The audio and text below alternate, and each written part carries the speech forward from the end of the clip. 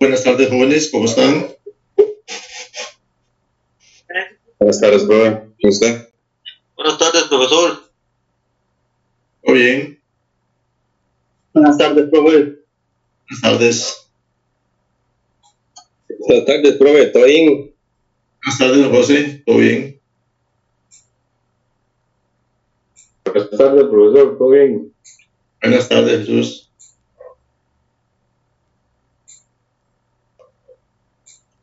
Buenas tardes. Buenas tardes, Dani.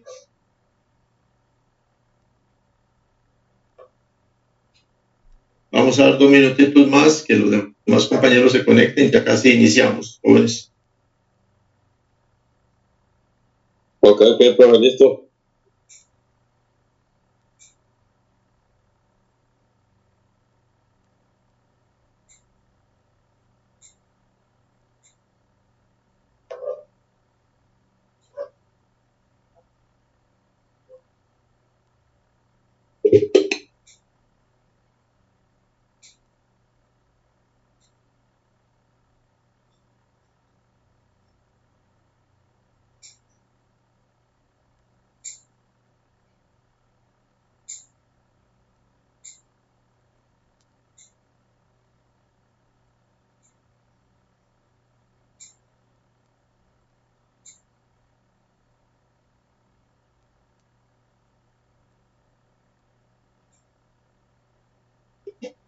Ok, jóvenes, vamos a iniciar la clase de hoy, continuando con el tema que introdujimos la semana pasada, que es de diagramación eléctrica. Empezamos a ver los distintos tipos de diagramas, para qué los utilizamos y cuál es la finalidad precisamente de que utilicemos esquemas para representar circuitos o sistemas eléctricos.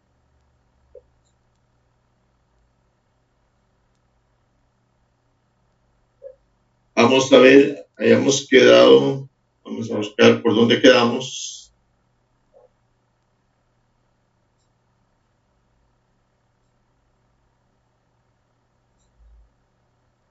Acá quedamos. Quedamos en la parte donde estábamos viendo cómo se configuraba un circuito en serie y qué sucedía con las magnitudes en los circuitos en serie. Ya esto lo vimos, cómo lo podíamos identificar con las entradas y salidas de cada uno de los elementos que intervienen en el circuito en serie, y estábamos por empezar a ver entonces lo que son los circuitos en paralelo. En los circuitos con receptores que están conectados en paralelo, nosotros vamos a tener todas las entradas de los receptores unidas por el mismo lado, o sea, unidas del mismo elemento, y todas las salidas unidas del mismo elemento. Tal y como hicimos la semana pasada, vamos a marcar acá entonces cómo estarían representadas en este circuito las entradas, las salidas de cada uno de ellos, de los elementos que están conectados en mi circuito. Yo acá tendría la entrada y en este otro punto tendría la salida. Entonces, de acuerdo al enunciado, lo que tenemos es que, si nos vamos para que ingrese un compañero, y tenemos nuestro circuito cerrado en este punto, o sea, si ya cerramos el interruptor y nuestro circuito está cerrado, nosotros vamos a tener que la corriente va a salir de mi generador, o sea, mi fuente, va a salir la corriente del generador, va a llegar a este punto y va a derivarse. Vamos a tener una corriente que va a circular por el primer elemento, por la primera lámpara que tenemos representada acá. La corriente va a seguir hacia el otro extremo y se va a dirigir hacia nuestra segunda entrada. Entonces tendríamos dos corrientes. Una corriente que la estamos llamando en este caso I1 y otra corriente que la llamamos I2. Eso quiere decir que en un circuito en paralelo las corrientes se van a dividir. No va a ser igual que en el circuito en serie. En el circuito en serie vimos que la corriente iba a ser la misma en cualquier punto. En el circuito en paralelo la corriente se va a dividir en ramales I1 y I2. Si tenemos más elementos conectados, tendríamos una I3, I4, I5, etc. Entonces, esta corriente que salió del generador y que marcamos con las flechas verdes, va a estar a los dos elementos. Va a estar conectando o ingresando por las dos entradas de mis elementos.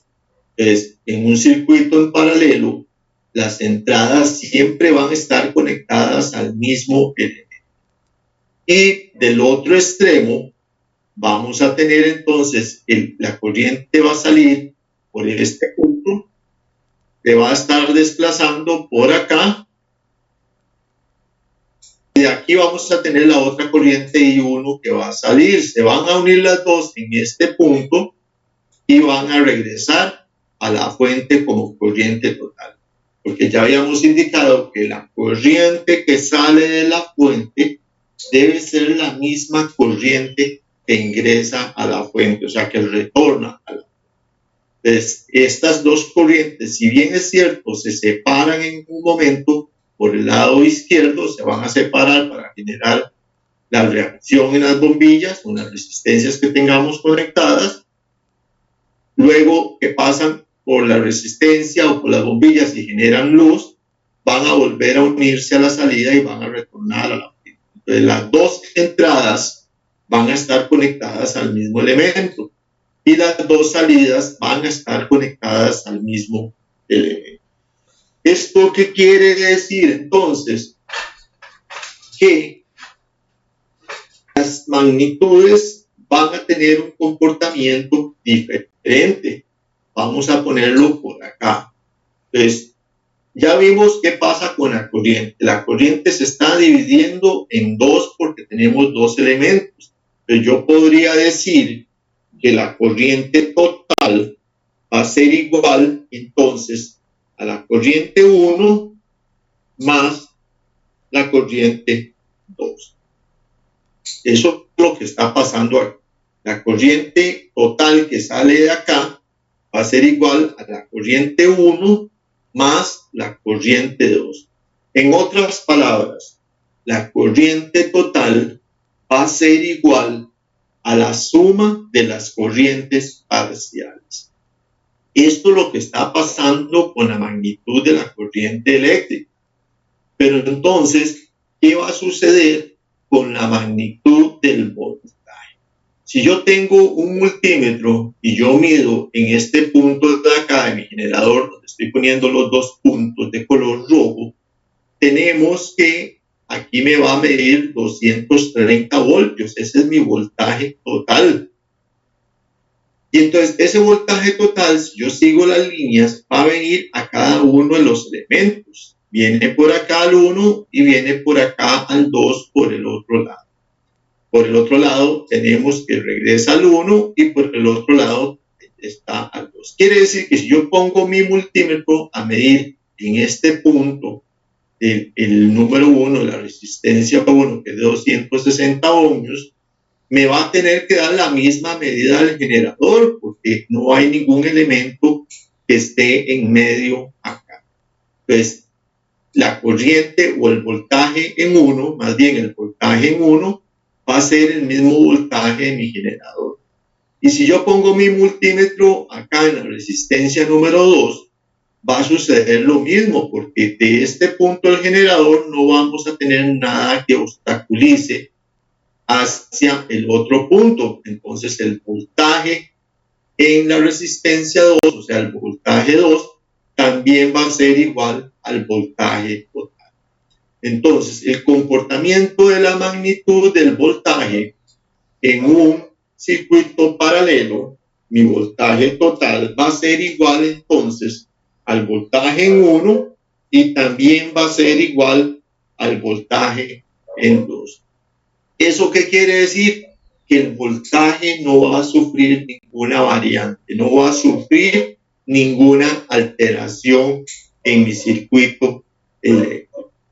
En un circuito paralelo, ¿qué pasaba con el voltaje en un circuito en serie? Sí había una división porque estaba pasando antes por algún elemento intermedio. Entonces, la intensidad y el voltaje tendrían esta relación. ¿Cuál otra magnitud tenemos que ver? La resistencia total. Yo puedo decir que mi resistencia total en un circuito en paralelo va a ser igual a la resistencia 1 más la resistencia 2. Pero esta es la misma fórmula que nosotros utilizamos en un circuito en serie. Entonces, en un circuito en paralelo, yo no puedo utilizar esta resistencia. Nosotros vamos a estar utilizando para circuitos en paralelo dos tipos de dos fórmulas diferentes de cálculo para la resistencia. Y esta es la variante que nosotros vamos a tener en cuanto a la resistencia para circuitos en paralelo. Y vamos a hacer dos relaciones. Vamos a decir que si yo tengo un circuito en paralelo, como el que tenemos en la imagen, en donde yo tengo una resistencia 1 y una resistencia 2, cuando yo tengo dos resistencias, yo puedo utilizar una fórmula que me diga que la resistencia 1 es igual a lo siguiente: a la multiplicación por la resistencia 2, y esto va a estar dividido entre la resistencia 1 más la resistencia 2. Esta va a ser la fórmula que nosotros vamos a estar utilizando para calcular la resistencia en un circuito en paralelo. Resistencia 1 por la resistencia 2 dividido entre la resistencia 1 más la resistencia 2. Esto va a ser la fórmula para cuando tenemos en un circuito en paralelo dos resistencias. Pero cuando nosotros en un circuito en paralelo tenemos más de dos resistencias, no podemos utilizar esta fórmula para el cálculo de la resistencia total. Tenemos que utilizar una nueva fórmula y la vamos a anotar acá. Entonces, para un circuito en paralelo que tenga más de dos resistencias, mi resistencia total va a ser igual a lo siguiente. Va a ser igual, voy a ponerlo por acá, a 1, que ese 1 es inverso, va a estar dividido entre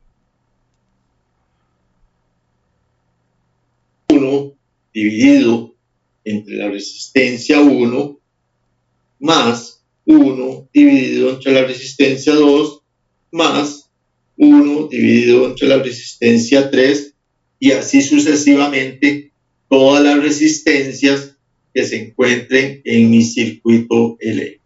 Entonces, esto va a ser la diferencia en cuanto a las fórmulas que vamos a estar aplicando para los circuitos en paralelo. Vuelvo a repetir, si mi circuito paralelo tiene dos resistencias, utilizamos la fórmula pequeña.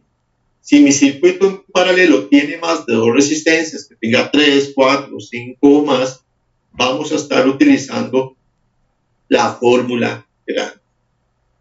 Pero no quiere decir esto que si yo tengo un circuito en paralelo, como el que tengo acá, de dos resistencias, y yo lo... Con permiso, profe, una pregunta. ¿Qué significaba ese 1, profe? El 1 es la inversa. Lo que hacemos es buscar la inversa de la fórmula que nos está representando. Ok, gracias, profe. Gusto. Ok, entonces les decía que aunque nosotros para un circuito de dos resistencias utilizamos la fórmula pequeña, no quiere decir que este circuito de dos resistencias, si utilizamos la otra fórmula, y nos va a funcionar. Lo que no podemos hacer a la inversa. O sea, yo no puedo, cuando tengo un circuito de más de 2 resistencias, que tenga 3, 4, 5, yo no puedo utilizar la fórmula pequeña porque el dato no me va a dar lo correcto. Lo que hacemos es dividirlo así para que la utilización de la fórmula pequeña sea más fácil para que ustedes lo puedan utilizar en la calculadora y poder realizar el cálculo. Entonces, luego vamos a ver más adelante cómo vamos a estar haciendo, cómo vamos a estar implementando estas fórmulas ya en el análisis de un circuito normal. Entonces, lo que sí tiene que quedar claro es que para efectos de facilidad, cuando mi circuito paralelo tiene 2 resistencias, vamos a usar la fórmula pequeña. Cuando mi circuito en paralelo tiene más de 2 resistencias, utilizaremos la fórmula más grande, que es la fórmula del inverso. ¿Una duda? Sí, profe, ¿cómo me doy cuenta yo de cuál es la inversa de eso, profe? ¿Cómo se da cuenta de qué, me dijo? De cómo sacar la inversa. No sé, es que se copia ahí, no te entiendo. Si algún compañero le logra copiar bien, que me transfiera ahí. Que ¿cómo hago yo para saber cómo sacar la inversa de un circuito de esos? ¿Cómo sabe usted cuando tiene que sacar la inversa? Correcto. Ok, lo estamos relacionando precisamente al circuito en paralelo. Recuerde que ya vimos el circuito en serie. Entonces, en el circuito en serie, ¿qué pasaba con la resistencia? La resistencia total era igual a R1 más R2 más R3 más R4, o sea, se sumaban todas las resistencias. Eso en el circuito en serie. Ahora, si yo tengo un circuito en paralelo, la resistencia no puedo hacer esa suma de resistencias, tengo que aplicar cualquiera de estas dos fórmulas. ¿Cuál aplico? Bueno, si mi circuito es de 2 resistencias, aplico la fórmula pequeña. Si mi circuito en paralelo tiene más de 2 resistencias, pues aplico la fórmula grande. ¿Era eso? Ok, profe. Sí, listo, gracias, profe. Okay. Por eso es importante tener bien claro qué sucede con las magnitudes en cada uno de los circuitos que vamos a estar analizando. Lo primero que vamos a hacer es entonces identificar qué tipo de circuito vamos a tener. Una vez que identificamos el circuito, pues entonces tenemos que tener claro qué sucede con las magnitudes. Pues, veámoslo aquí como un pequeño ejemplo. ¿Qué sucede? ¿Cuáles son las características de estos circuitos en paralelo? Bueno, ya dijimos que las tensiones, o sea, los voltajes o las diferencias de potencial en todos los receptores va a ser igual a la tensión del circuito, o sea, el voltaje total. Por eso mi fórmula me dice, lo que acabamos de hacer, que mi voltaje total va a ser igual al voltaje en 1 y va a ser el voltaje en 2. Y si tengo 20 receptores en paralelo, el voltaje total va a ser el mismo en cualquier punto. Eso es lo que pasa con el voltaje en un circuito en paralelo. ¿Qué pasaba con el voltaje en un circuito en serie? El voltaje se dividía en todos sus elementos. Entonces, el voltaje total iba a ser igual a la suma de todos los voltajes. ¿Qué pasa con la intensidad en un circuito en paralelo?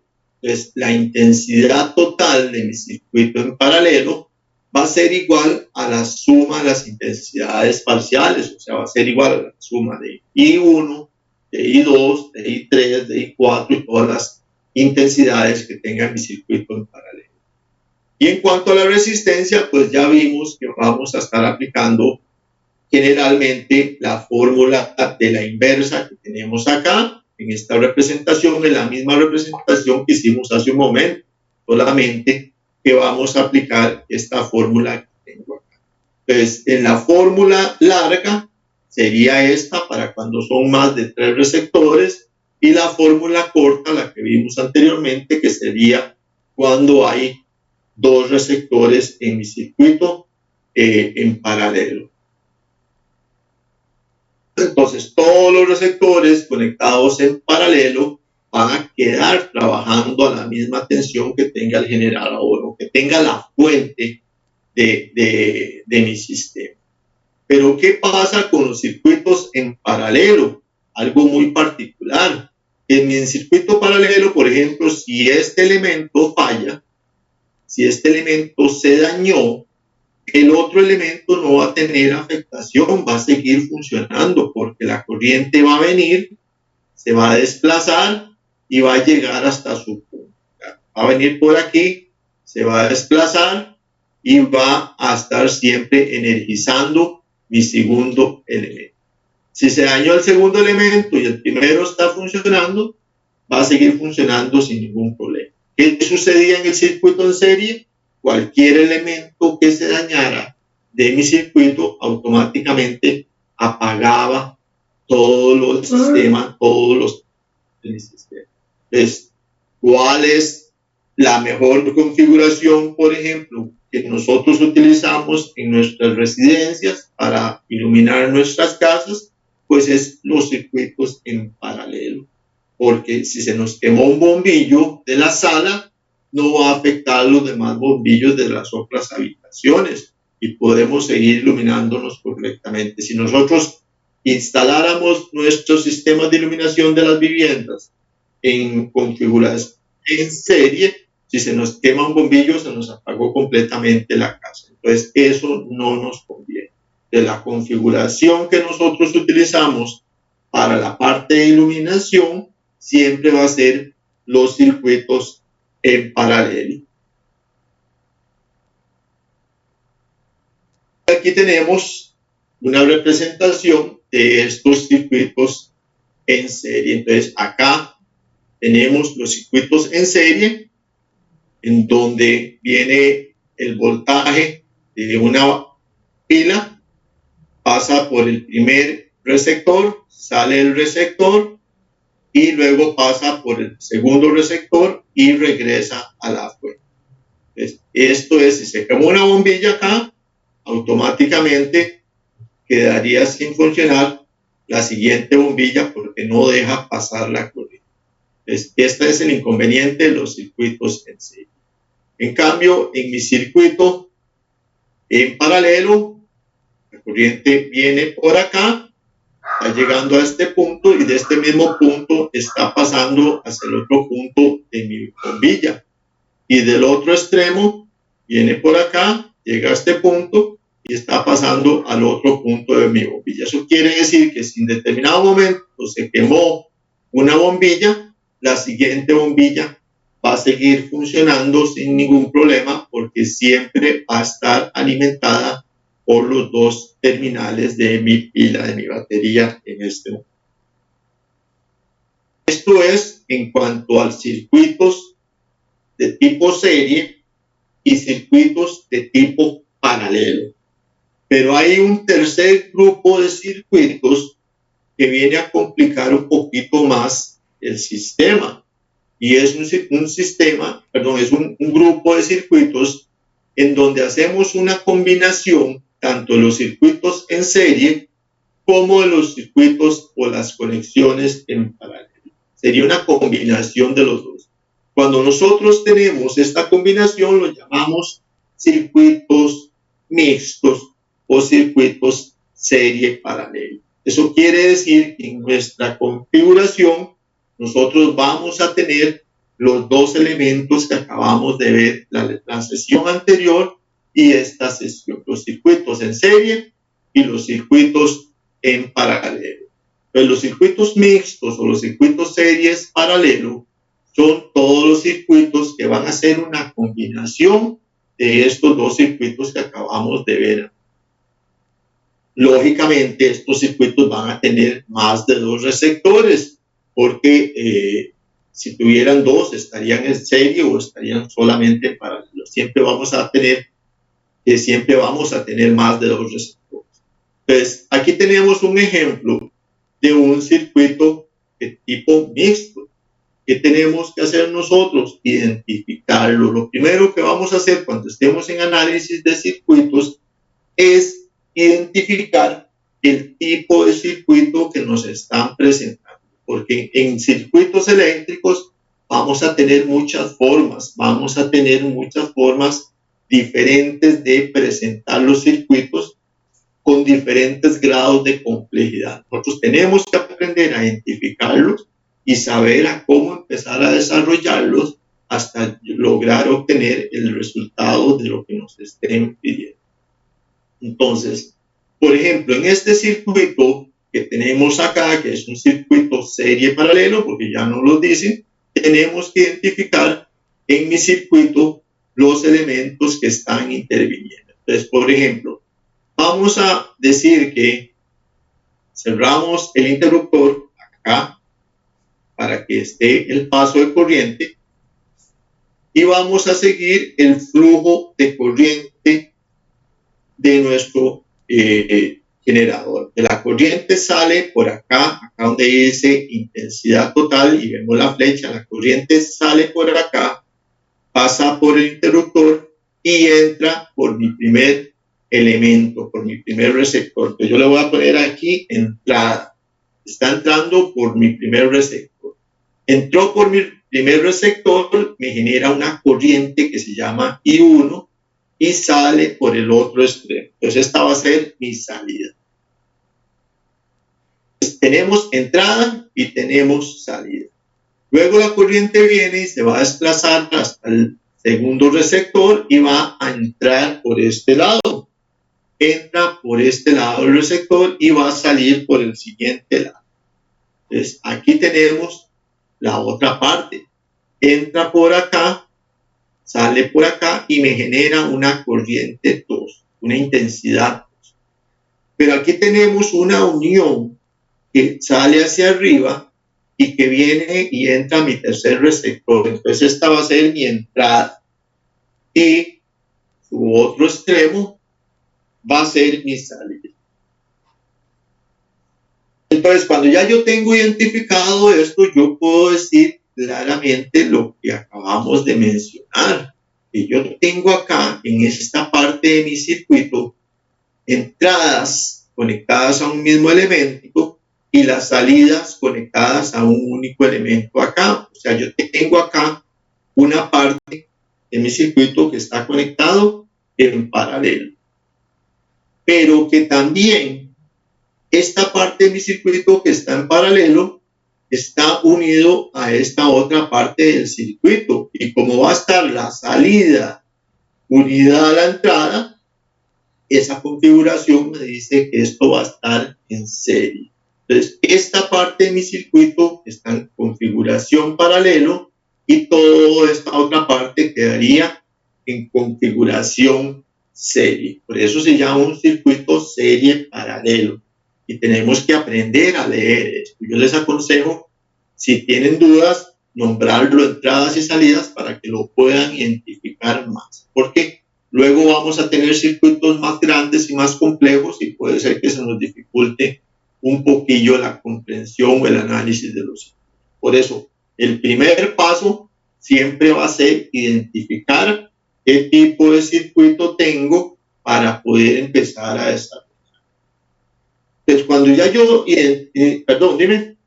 Ahora no pregunté, igual, eso terminaría siendo un circuito en serie.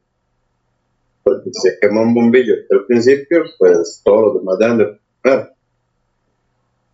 Correcto, si aquí se quema el bombillo de la resistencia 1, ¿verdad? Si fuera un bombillo, si se quema R1, obviamente no va a pasar la energía y se va a apagar todo el sistema. ¿Okay? Porque es un circuito serie paralelo. Cuando yo tengo combinación serie paralelo, vamos a sufrir eso. O sea, en la parte de serie vamos a tener ese problema, se va a desenergizar todo el elemento.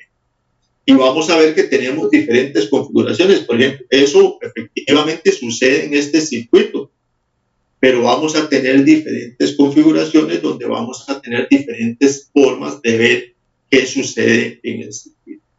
A lo que voy es que lo primero que tenemos que hacer es identificar el tipo de circuito.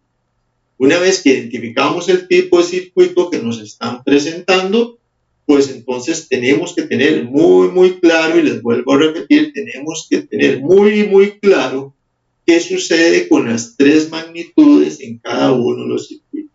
Qué sucede con el voltaje, qué sucede con la resistencia y qué sucede con la intensidad o corriente eléctrica en cada uno, porque tenemos que poner en práctica eso cuando empecemos a resolverlos. Por ahora lo vamos a dejar aquí. Ahorita estamos viendo nada más las diferentes configuraciones de diferentes circuitos que tenemos. Cuando ya entremos a la parte de cálculo eléctrico, entonces ahí vamos a hacer un análisis un poquito más detallado. Lo que estamos haciendo es como una pequeña introducción para ir visualizando algunos conceptos.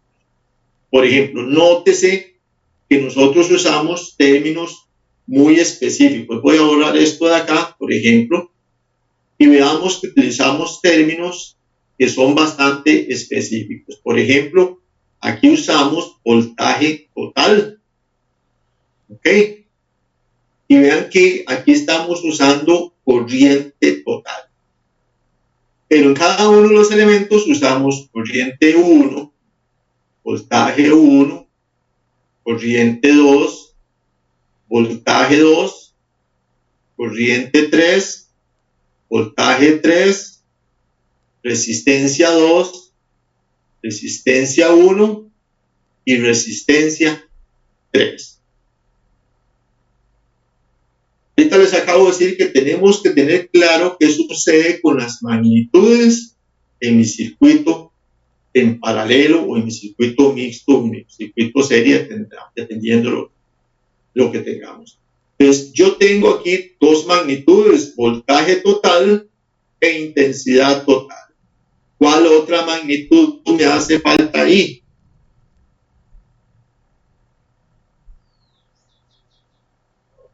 La resistencia. La resistencia, profe. La R total, profe. R total, correcto. Perfecto, R total. Entonces, en mis circuitos, yo siempre tengo que tener una voltaje total, que me lo va a dar la fuente, una intensidad total, que es una reacción, y una resistencia total, que es la resistencia de todo mi circuito. ¿Qué viene a ser la resistencia total de este circuito? La resistencia 1, que es de 260 ohmios, la resistencia 2, que es de 330 ohmios, y la resistencia 3, que es de 130 ohmios. De estas tres resistencias yo tengo que sacar mi resistencia total, pero yo no puedo simplemente sumar esas tres resistencias, porque tengo una parte, tengo otra parte que está en serie y se comporta diferente en diversos circuitos series o paralelos. Entonces ahí es donde yo tengo que empezar a ver cómo empiezo a resolver mi circuito hasta llegar a obtener mi resistencia total. Entonces, en mis circuitos o en mis análisis de circuitos, yo siempre tengo que obtener mi resistencia total para poder empezar a buscar cualquier otro elemento que me estén pidiendo. O sea, que yo siempre tengo que tener la intensidad total, tengo que tener el voltaje total y tengo que tener mi resistencia total completamente conocidas, completamente sabidas para poder empezar a resolver todo lo demás que me solicitan. Pero eso lo vamos a ver más adelante. Nada más quiero que vean la diferencia en terminologías, porque en las fórmulas vamos a ir viendo también este tipo de diferencias. Como esto que tenemos acá, que puse en color verde, es muy diferente y se comporta muy diferente a la que estoy poniendo acá en color rojo. Total es ya lo definitivo, o sea, lo que ya tenemos conocido y que no va a tener variantes. Y las demás van a tener variantes porque van a tener diferente comportamiento dependiendo de la configuración en que se encuentra. Luego entramos en la parte de cálculo a ver estos detalles. Vamos a ver que existen otros sistemas que nosotros llamamos conmutados. Tenemos circuitos series que utilizamos para algunas cosas, tenemos los que más utilizamos, que son los circuitos en paralelo, tenemos la combinación de esos dos circuitos, que son los circuitos serie paralelo o circuitos mixtos, y tenemos otras aplicaciones que utilizamos mucho también en residencial y comercial, ¿Qué son las fuentes conmutadas? Perdón, las fuentes conmutadas no, sino los dispositivos conmutados. Las conmutadas son circuitos eléctricos cuya misión es poder encender una o varias lámparas, pero desde dos o más puntos diferentes. Un ejemplo de esto pues, son los pasillos que son muy largos y que podemos encender una lámpara desde 2 sitios, 3 sitios, 4 sitios, dependiendo de la cantidad de controles que nosotros tengamos. O por ejemplo, uno de los más utilizados en viviendas es cuando tenemos una segunda planta y tenemos una escalera, entonces ponemos un interruptor en la parte baja y otro interruptor en la parte superior. Si yo voy a subir, enciendo mi bombillo desde el interruptor de la planta baja y lo puedo apagar del interruptor de la planta alta cuando ya llegué a la zona alta. Entonces no tengo que devolverme a apagar la luz, sino que puedo accionar desde 2 puntos diferentes. O en la habitación principal generalmente se utiliza el interruptor principal que está a la par de la puerta y un interruptor que va a estar a la par de la cama para no tener que levantarse uno a apagar la luz. Eso son conmutaciones, son dispositivos especiales que hacen una conmutación y que tienen una forma diferente de trabajar que los dispositivos tradicionales. Así que los vamos a ver acá porque también son bastantes utilizados. Entonces, estos circuitos conmutadores son igual o tienen las mismas funcionalidades que los interruptores tradicionales. La diferencia es que por dentro, en lugar de tener 2 patillas, o sea, 2 contactos, ellos van a tener 3 contactos. Entonces, si lo viéramos tradicionalmente, vamos a hacerlo por acá. Yo tengo, voy a dibujarlo por acá. Profe, es el famoso three-way. Se conoce como three-way, correcto. Esto que estoy dibujando acá es un interruptor tradicional, el que tenemos en las entradas de nuestras viviendas, ¿verdad? Que nosotros apretamos con la mano, se cierra el circuito y entonces enciende la luz. Si lo apretamos hacia el otro lado, se apaga y se desactiva la luz. Esto es un interruptor tradicional que tiene únicamente 2 patillas. Tenemos aquí una entrada y una salida. El interruptor de tipo conmutado es un interruptor que tiene 3 patillas. O sea, tiene un elemento en común, que es la patilla central. Entonces, por ejemplo, él va a tener uno en posición abierta y el otro va a estar en posición cerrada. Así es como se va a comportar el interruptor de este tipo que se llama conmutado y que, como dice el compañero, tradicionalmente se conoce como three-way. Entonces, internamente sucede esto. Cuando yo presiono el interruptor, la que está en posición abierta se va a cerrar y la que está en posición cerrada se va a abrir. Nosotros normalmente le decimos normalmente abierta o normalmente cerrada. Y en lógica, cuando estemos en la parte de lógica de programación, lo vamos a estar utilizando muchísimo. Esta parte de aquí sería normalmente abierta. Se utiliza NO, normalmente open en inglés, normally open. Y este sería normalmente cerrada, normally closed, para decir que está cerrada. Esta nomenclatura la vamos a estar utilizando muchísimo en el 4º módulo para la parte de lógica de programación. Pero funciona igual, como es conmutado, va a realizar las 2 acciones al mismo tiempo. Cuando yo lo presioné, cerró la que estaba abierta, pero abrió la que estaba cerrada. Cuando lo vuelvo a presionar, hace lo contrario. Abre la que estaba cerrada y cierra la que estaba abierta. O sea, vuelve a su posición original. Cuando nosotros lo vemos por la parte de atrás, vemos que es diferente su configuración. Estos interruptores, pues obviamente su módulo es un poquito más grande.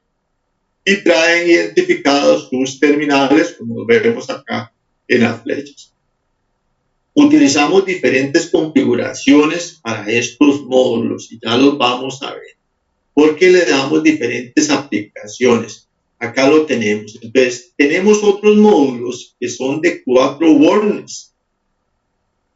Y nosotros los conocemos como conmutadores de cruzamiento, ese es el nombre más común, pero en la vida normal la gente le dice four-way, o sea, porque ahora tiene 4 posiciones. Es diferente al que acabamos de ver. El que acabamos de ver es de 3 posiciones y el four-way tiene una configuración diferente. El four-way tiene algo así.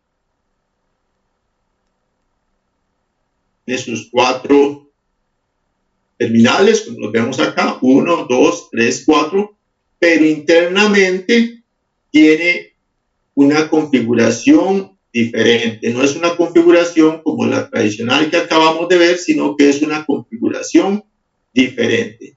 En una posición, nosotros vamos a tener que nuestro dispositivo va a estar unido en esta forma, o sea, que va a estar permitiendo el paso de corriente en forma directa.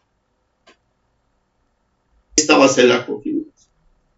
Cuando está en una posición, cuando yo llego y presiono el botón, él pasa a otra configuración. Entonces él lo que va a hacer es va a conectar el contrario del elemento y aquí va a conectar el otro extremo.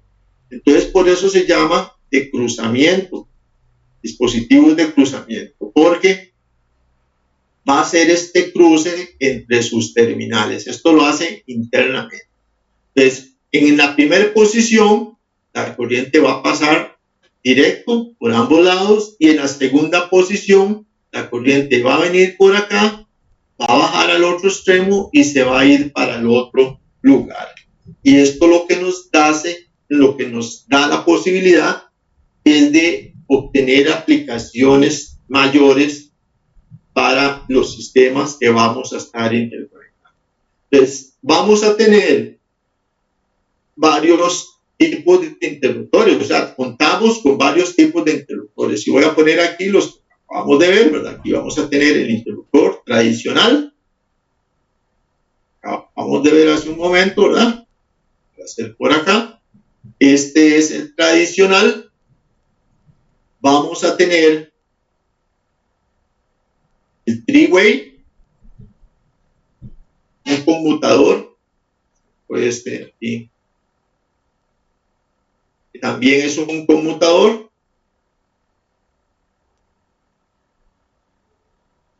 Y que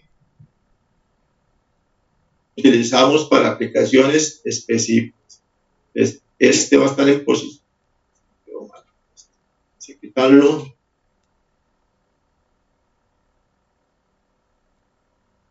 Que estoy con problemas aquí con el mouse, está fallando el mouse.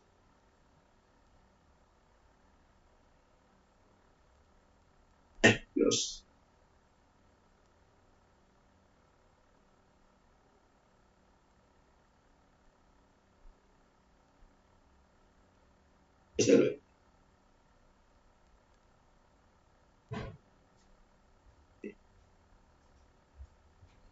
Okay. De los tradicionales que nosotros tenemos, dentro de los tradicionales, tenemos el interruptor normal, es el que tenemos en nuestras viviendas, que lo presionamos en este interruptor, nosotros presionamos hacia acá, enciende la luz, cuando lo volvemos a presionar, apaga. Eso es lo tradicional de este interruptor.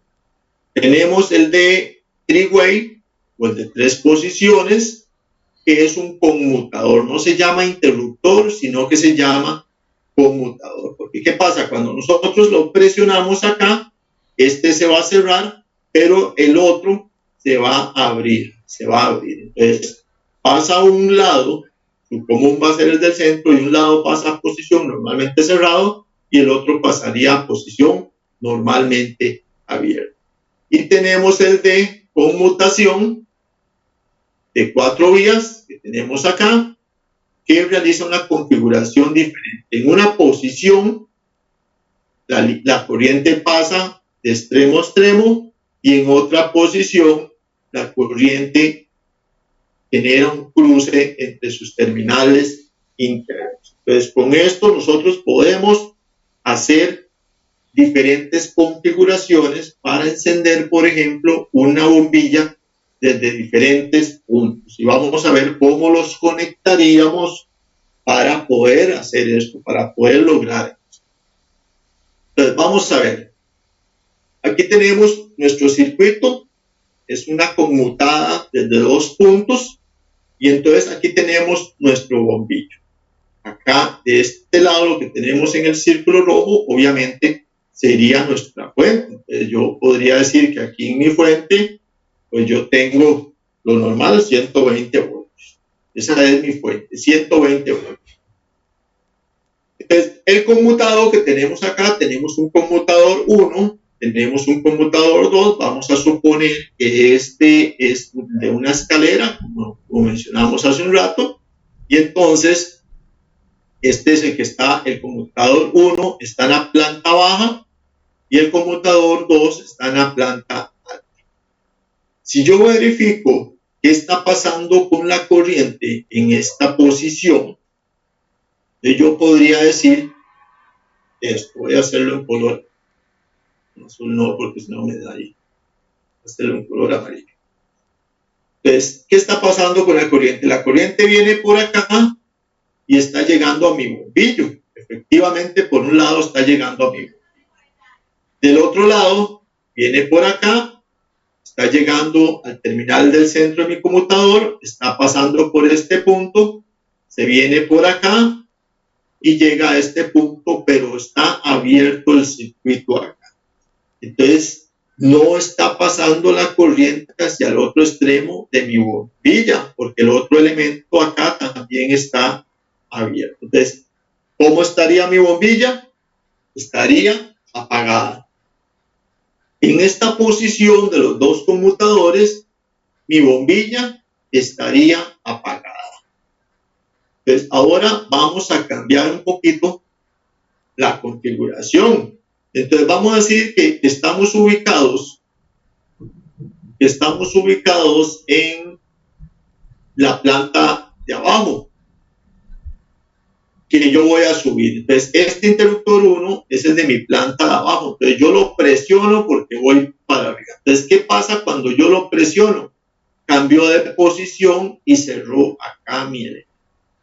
Entonces, cuando yo voy hacia arriba, mi corriente viene hacia acá. Vamos a quitar esto que no se ve.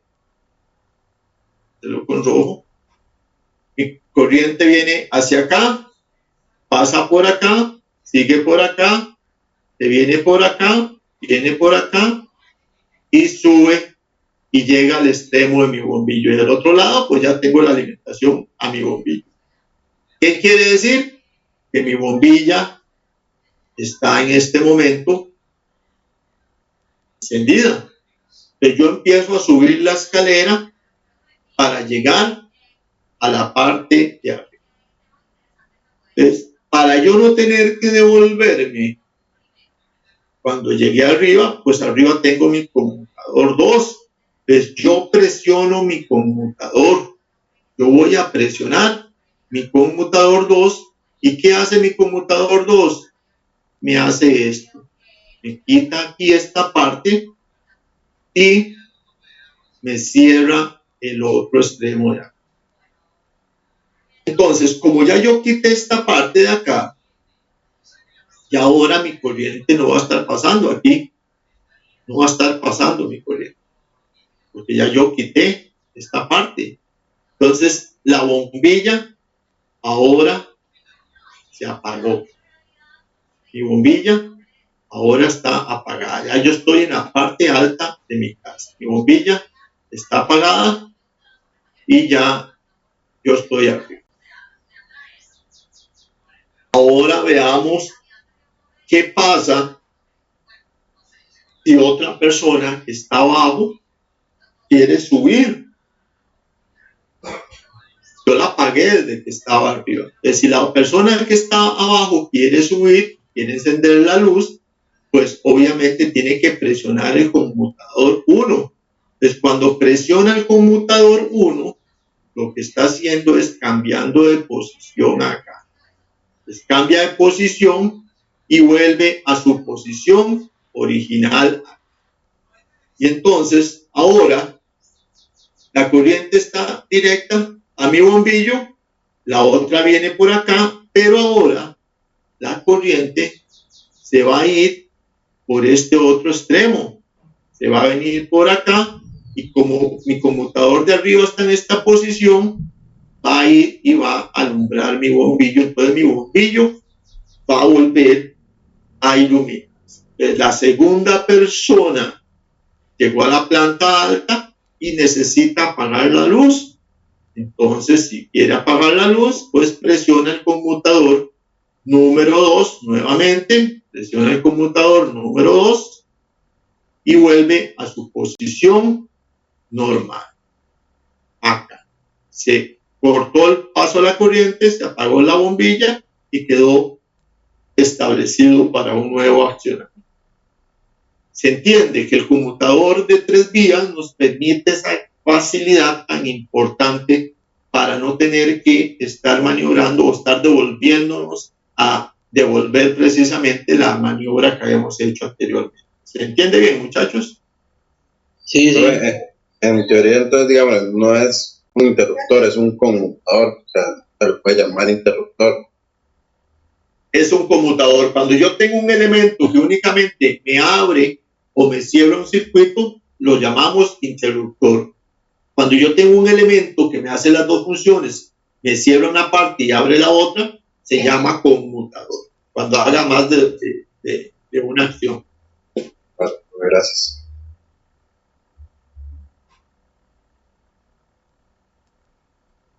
Entonces, esto sería una conmutación desde 2 puntos, lo que llamamos una conmutación desde 2 sitios o 2 puntos. Tenemos conmutador 1 y conmutador 2. Como les dije, se utilizan pasillos que son largos, se utiliza para escaleras, se utiliza para habitaciones principales de dormitorios principales de viviendas, ¿verdad? Para no tener que levantarse de la cama a apagar la luz, se utiliza esos sistemas conmutados. Eso para la parte de iluminación, pero como es un sistema conmutado que nos permite tener control, nosotros podríamos también utilizarlo para otro tipo de aplicaciones en automatismos, que luego podríamos ver cómo lo podríamos estar aplicando. Entonces, esto es un sistema que se llama conmutado. Y veamos en la siguiente gráfica cómo funciona lo que acabamos de ver. Aquí tenemos, por ejemplo, el sistema conmutado, donde siempre su punto central va a ser un común y tenemos las diferentes configuraciones. Si nosotros presionamos acá, va a cambiar esta posición al otro lado, va a abrir esta y va a cerrar la que estaba abierta y entonces se va a energizar el bombillo. Y acá tenemos la configuración desde el otro punto de vista. Entonces tenemos las dos configuraciones. Eso es un sistema conmutado muy tradicional y que es bastante utilizado en la industria.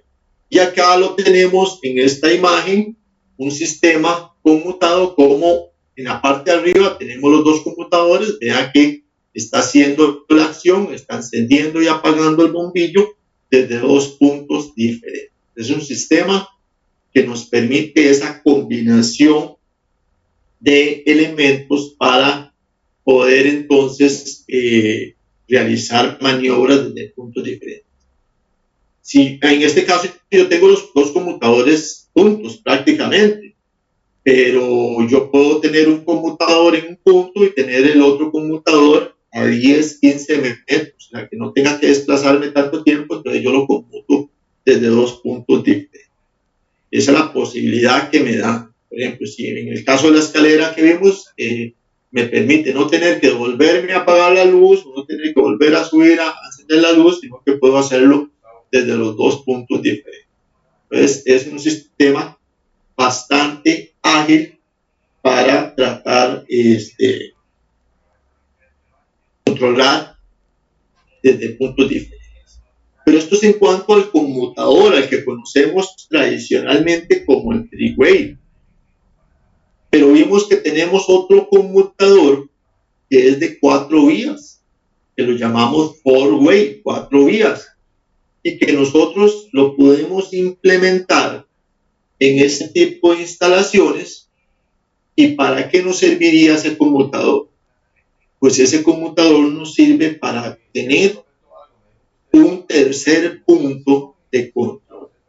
Así como lo tenemos en esta imagen, tenemos 2 puntos de control, el conmutador 1 y el conmutador 2. Si yo quisiera tener un tercer punto de control y yo pongo un conmutador 3, o sea, otro three-way, no me funcionaría el sistema. Ya ahí me da error el sistema y no me funcionaría el sistema. O sea, yo lo que quiero decirles es que con el three-way yo puedo tener únicamente 2 puntos de control. Con el three-way yo no podría tener 3 puntos de control, 4 puntos de control, 5 puntos de control. Únicamente me limito a 2 puntos de control. Pero si yo tuviera un pasillo que es demasiado extenso, un pasillo de 50, 60 metros, y yo necesito tener en ese transcurso diferentes puntos de control, pues yo ocuparía otro dispositivo para poder accionar eso. Y ahí es donde entra en juego el conmutador de cruzamiento para lograr eso. ¿Qué es la diferencia? La conexión que hace él internamente, que ya la vimos, que es una conexión diferente a la tradición. Entonces, son las 7:31, vamos a tomarnos el receso, volvemos a las 8 para empezar a ver el conmutador de cruzamiento. Ok, profe, gracias. Listo, profe, gracias. Ok, profe. Listo, profesor.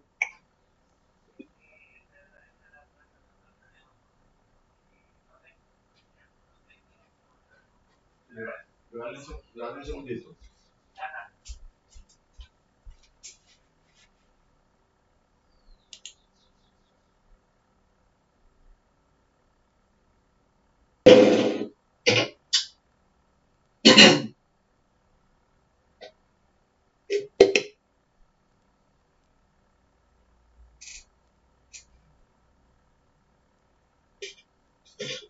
Listo, señores, ¿cómo estamos? Listo, profe. Listo, profe.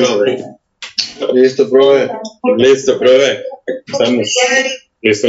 Listo, profesor. Ok, perfecto.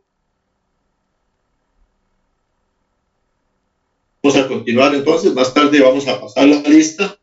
Continuamos con los conmutadores. Bueno, hasta ahorita hemos visto los conmutadores de 3 vías, o sea, los famosos three-way, que, como les indicaba antes del receso, nos permiten realizar el control desde 2 puntos específicos, pero únicamente 2 puntos. Si nosotros quisiésemos tener el control de más puntos, tendremos entonces que adicionar los elementos para poder llegar a esto.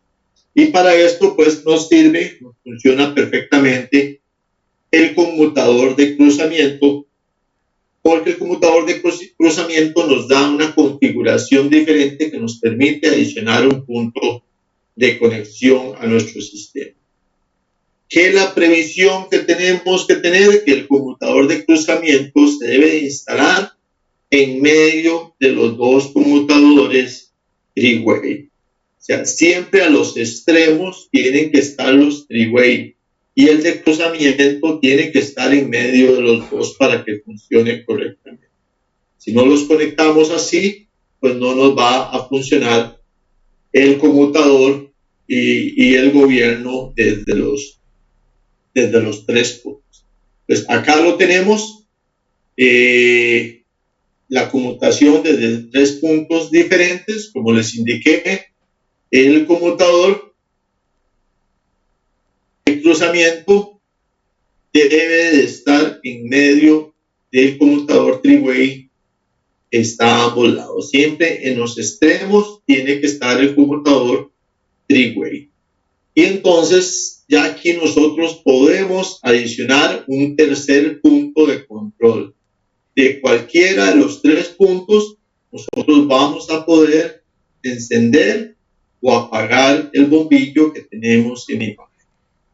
Si nosotros quisiéramos tener 4 puntos de control, pues tendríamos que adicionar otro interruptor de cruzamiento en el centro. O sea, que siempre a los extremos nos queden los three-way. Podemos adicionar otro de cruzamiento, otro más, dependiendo de la cantidad de puntos que nosotros queramos tener para controlar nuestro sistema. Entonces, siempre vamos adicionando los de cruzamiento en el centro para lograr esa conmutación. Entonces, el conmutado, ya lo vimos que tenemos en una posición en cruz y en otra posición en paralelo, líneas paralelas, y así funcionaría. Prácticamente lo que hacemos es, si nosotros vemos esta imagen conmutado desde 3 posiciones, el neutro está llegando a la bombilla y la línea se viene, pasa por el three-way, pasa por el de cruzamiento y llega hasta un punto donde no hay paso de energía. Por eso la bombilla está apagada.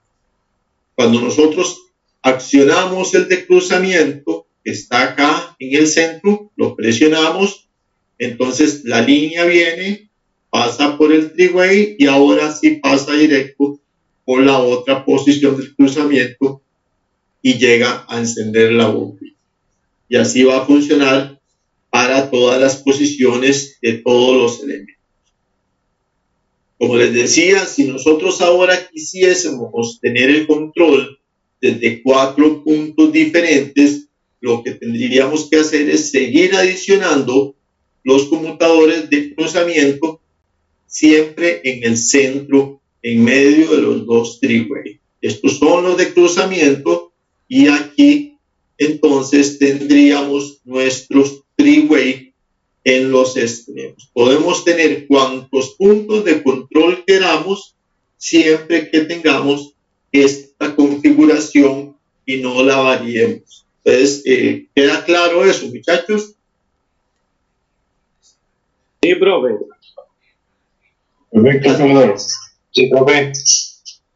Okay, gracias. Ok.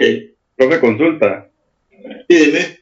A la hora entonces uno de comprar ya, digamos, los apagadores o los interruptores, para hacer, digamos, esta configuración de 3 o 4 apagadores, siempre hay que comprar los 2 de los extremos que sean three-way.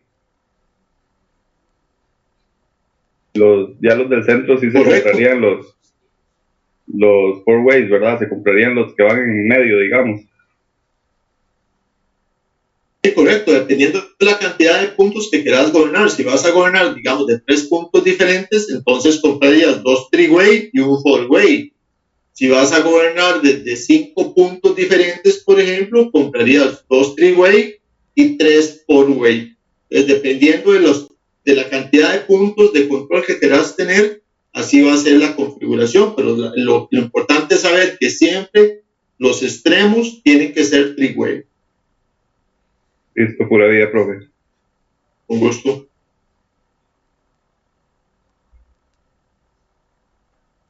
Ok, estos son configuraciones del tipo que nosotros llamamos de tipo monofásico. Son configuraciones para cuando estamos trabajando con corrientes monofásicas, generalmente son corrientes 120, 240 voltios. Pero tenemos otro tipo de configuraciones que las vamos a ver aquí rápidamente porque no las vamos a estar aplicando, pero que sí es necesario que ustedes las conozcan porque existen y que las pueden encontrar en algún momento y que las pueden identificar. Y que en mucho material didáctico van a ver algunas configuraciones diferentes de sistemas. Y estos son los sistemas que son de tipo trifásico. La corriente trifásica está compuesta por 3 fases, por eso se llama trifásica, ¿verdad? La monofásica son 2 fases, y entonces la trifásica son sistemas que se utilizan mucho en la industria. Generalmente en la industria nosotros vamos a tener corriente trifásica. Pues nosotros ya vimos que tenemos circuitos que pueden ser serie, circuitos paralelos y circuitos que pueden ser mixtos. Pero en corriente trifásica nosotros podemos tener otro tipo de configuraciones, sobre todo para motores eléctricos. Tenemos la configuración en estrella, en triángulo o delta, en zigzag y en V. Son configuraciones diferentes que se utilizan sobre todo para redes eléctricas y para motores eléctricos. Ahora, si nosotros supusiéramos que la lámpara que hemos estado poniendo en nuestro circuito, ya sea la lámpara, el motor, porque dijimos que es un receptor, un dispositivo, que puede ser un ventilador, que puede ser una lavadora, que puede ser cualquier elemento que conectemos a la corriente eléctrica, nosotros lo estamos poniendo en este momento como si fuera una lámpara, o sea, estamos usando el símbolo de la lámpara, identificar nuestro receptor, este que tenemos acá. Ese es el que hemos usado hasta ahorita en nuestro circuito básico, el símbolo de la lámpara, para indicar que este es nuestro receptor. Por eso les había solicitado que cuando pusiéramos nuestro circuito básico, cuando identificáramos las partes, no pusiéramos que era una lámpara, sino que un receptor. Pero cualquier elemento que nosotros conectemos a nuestro sistema, o sea, que conectemos a un sistema eléctrico, nos va a aportar una magnitud que se llama resistencia. Y entonces nosotros podríamos identificar este receptor con el símbolo de la resistencia eléctrica, como el que estamos viendo aquí. Podríamos sustituir por la resistencia eléctrica, porque al final nos está aportando algo. La bombilla la estábamos utilizando hasta acá porque la bombilla lo que nos hace indicar es que estamos obteniendo algún resultado de la energía que estamos aplicando, que en ese caso va a ser luz. Simbólicamente nos estaba representando cualquier tipo de receptor, pero ya nosotros sabemos que cualquier receptor nos va a estar dando una magnitud, nos está aportando una magnitud a nuestro sistema que se llama resistencia eléctrica. Entonces lo podemos sustituir esta bombilla por este símbolo que tenemos acá, o lo podemos sustituir por este otro símbolo que tenemos acá. Son símbolos que se utilizan como resistencias eléctricas, son resistencias eléctricas y podemos utilizar cualquiera de los dos. Entonces, a partir de ahora, nosotros nos vamos a estar inclinando por la utilización de este símbolo para la resistencia eléctrica, que en materiales didácticos y en muchos ejercicios, sobre todo en la parte electrónica, se utiliza este otro símbolo, cierto, pero nada más tenemos que saber que es exactamente lo mismo. Los dos nos van a estar identificando una resistencia, que existe una resistencia. Entonces, hasta aquí vamos a utilizar la bombilla como símbolo. A partir de ahora vamos a seguir utilizando el símbolo de la resistencia eléctrica. Y entonces, en sistemas trifásicos, nosotros utilizamos simbología para representar los elementos que intervienen en nuestros sistemas. Acá tenemos algunas conexiones eléctricas, por ejemplo, ya vimos nosotros el símbolo, la conexión en serie, en donde tenemos las resistencias conectadas en serie, final de la primera, con principio de la segunda, final de la segunda con principio de la tercera. Eso me indica que es una conexión en serie. La conexión en paralelo, todas las entradas conectadas a un mismo elemento y todas las salidas conectadas a un mismo conductor. Eso me indica que es un circuito en paralelo.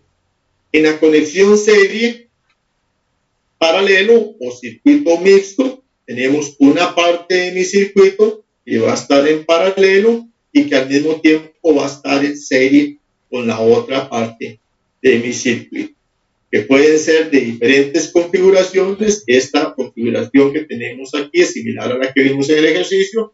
Puede ser una configuración como esta otra, en donde tenemos dos resistencias, R1 y R2, que están en serie, porque el final de R1 o la salida de R1 está con la entrada de R2, la salida de R3 está con la entrada de R4, o sea, R3 y R4 también están en serie, pero al mismo tiempo están en paralelo entre sí. Entonces, es una conexión serie paralela.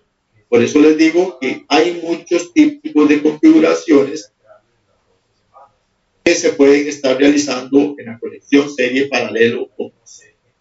Y en la corriente trifásica, sobre todo cuando estemos en la parte de automatismo eléctrico, veremos la conexión en estrella, la conexión en triángulo, la conexión en V y la conexión en zigzag.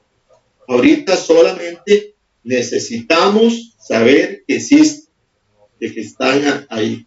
Pero vean que la simbología que estamos usando es la simbología para la resistencia eléctrica que les había indicado anteriormente. O sea, esto lo que me está indicando es que existen resistencias que están conectadas en una u otra forma para obtener algún resultado, para obtener algún valor en el sistema. Entonces, vamos a ver. Tenemos, como resumen, diferentes tipos de circuitos eléctricos. Tenemos circuitos en serie, tenemos circuitos en paralelo y tenemos circuitos mixtos. Estos son los que hemos visto hasta ahora. Circuito serie, paralelo y mixto, son los que vamos a estar desarrollando. ¿Qué vamos a hacer? Sustituir todos estos elementos que los tenemos ahora como lámparas por una resistencia eléctrica como la que tenemos acá abajo. Pero aquí aparecen otros elementos. En nuestros circuitos eléctricos, en el análisis de circuitos eléctricos, dependiendo de lo que yo conecte a mi circuito, me va a estar aportando algo diferente. En este caso, me están dando una resistencia, pero yo puedo, mi compañero, pero yo puedo tener elementos como esta bobina que me va a estar aportando otro tipo de magnitud a mi ejercicio. En este caso, esta bobina me está dando un valor en henrios, que es una unidad de medida de la bobina de inductancia. Y tenemos otros elementos como el capacitor, que me está dando 40 microfaradios, que me está dando una capacitancia. Entonces, en los circuitos eléctricos, yo puedo tener tres tipos de reacciones o elementos que me generan condiciones en mi circuito: resistencias, inductancias, capacitancias. Cuando yo tengo los tres elementos, yo puedo decir que mi circuito es resistivo, inductivo, capacitivo. Si en mi circuito, como el que tenemos acá arriba, sea el serie, paralelo o el mixto, yo tengo solamente resistencias, es un circuito netamente resistivo. O sea, no tenemos capacitancia, no tenemos inductancia. Es un circuito completamente resistivo. Entonces, vamos a estar trabajando con circuitos resistivos únicamente. No nos vamos a meter en capacitancias e inductancias para la cuestión de lo que es cálculo eléctrico, sino que vamos únicamente con la parte resistiva para que no nos vaya a generar mucho ruido en la hora de realizar los cálculos, los análisis, para que lo tengamos ahí suficientemente claro este tema. ¿Alguna duda, algún comentario?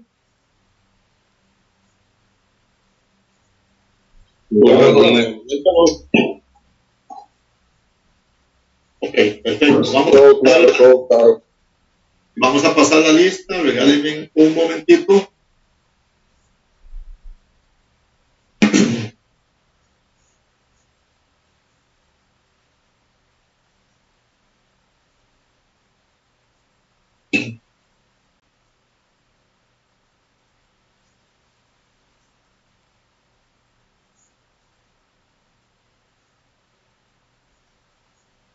A ver. Hoy estamos 30 de mayo.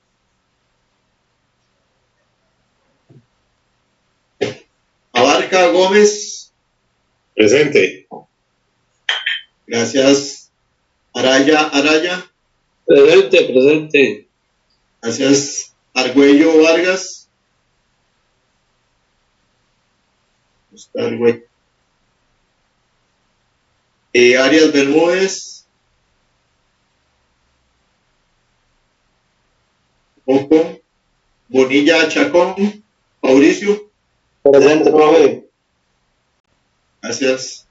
Bonilla Chacón, José. Presente, profe. Gracias. Castro Hernández. Presente, profe. Gracias. Chacón Mora. Presente, profe. Gracias. De León Fallas. Presente, profe. Gracias. González Valle. Presente. Está. Herrera Salazar. Presente, profe. Gracias. Matamoros Chávez. Está. Miralles Canales. Está. Tito.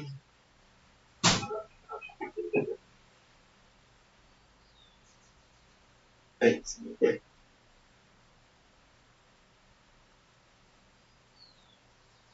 Miranda Quesada. Presente, profe. Gracias. Molina Arias. Presente, profe. Gracias. Navarrete Gaitán. Presente, profe.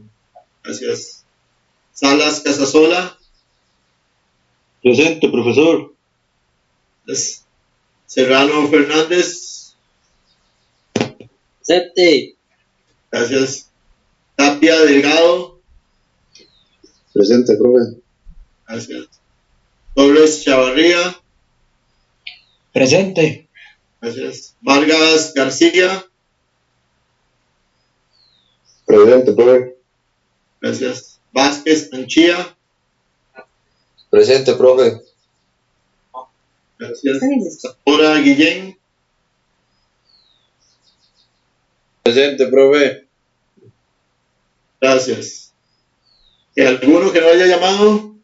Serrano Sánchez, profe. Me dijo. Serrano Sánchez Jesús. Carlos Sánchez, te llamé. Ah, no lo escuché, profe. Estamos bien. Estamos bien. Ok.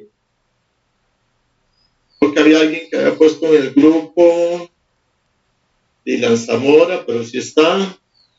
Profe, sí, un muchacho puso que no iba a poder asistir por trabajo. Vamos a buscarlo. profe, con permiso, fui yo, pero fue que ahorita en este momento voy en el bus. Perdón. Ok. Perfecto. Entonces estamos con esto. Listo. Profe, una consulta. Dime. En teoría, digamos, una bobina es ya sea un alambre de cobre enrollado. Sí, correcto. Cuando hablamos de bobina, una espira. Puede ser de cobre, puede ser de aluminio, puede ser sólido, puede ser de diferentes formas, pero lo que me va a estar aportando es, vamos a ver, una resistencia me aporta únicamente una resistencia como tal, ¿verdad? Y si tengo una resistencia, pues vamos a ver que también me está aportando una potencia, una cierta potencia. La inductancia tiene una unidad de medida diferente, la resistencia se mide en ohmios, la inductancia se mide en amperes, porque al final lo que me está haciendo es aportándome más otro tipo de magnitud. Ya obviamente si está construida de un conductor como el cobre o el aluminio, me va a aportar una resistencia, pero como está en una condición de bobina, me va a aportar un efecto de magnetismo, y ese efecto de magnetismo me lo convierte en una inductancia. Entonces es una cuestión un poquito más de conceptos, pero como les digo, aquí no lo vamos a aplicar, no lo vamos a estar viendo, pero esa es la diferencia. La resistencia puramente me va a aportar resistencia en ohmios, y la inductancia me va a aportar una resistencia más un efecto electromagnético que lo medimos en amperes.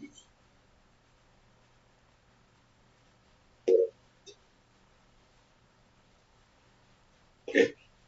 Dale un momentito. No tengo que celular acá. Voy a salirme un momentito porque necesito. Esto concluimos el tema de diagramación, que es el número 6. Y ahora tenemos que ver el tema de corriente eléctrica, que el tema de corriente eléctrica es sencillo, va a ser como un repaso de cosas que ya conocemos, pero que tenemos que verlo, tenemos que trabajarlo. Entonces vamos a hablar de corriente eléctrica, y una vez que terminemos corriente eléctrica, estaremos realizando nuestro quiz número 2 y arrancamos de forma inmediata con el tema de cálculo eléctrico. En cálculo eléctrico vamos a tratar de llevarlo despacito, ¿verdad? Vamos a ver cómo lo implementamos, si lo podemos llevar en 2 lecciones, si nos da para 2 lecciones, o si tuviéramos que darle un poquito más de tiempo o de mayor explicación. Eso depende de cómo lo asimilen ustedes.